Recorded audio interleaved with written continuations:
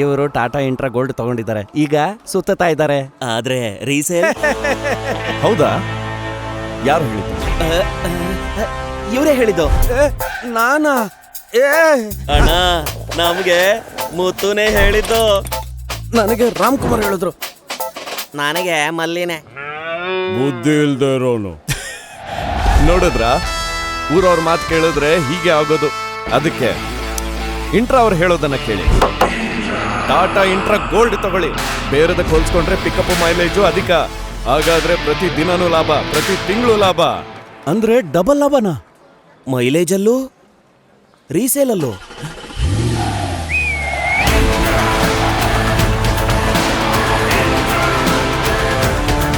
ಅದಕ್ಕೆ ಈ ರೀತಿ ಟ್ರಕ್ಗಳನ್ನ ತಯಾರಿಸೋದಕ್ಕೆ ಈ ದೇಶ ಟಾಟಾನ ನಂಬಿದೆ. ಟಾಟಾ ಇಂಟ್ರಾ ಗೋಲ್ಡ್, ಗೆಲುವು ನಮ್ಮದೇ.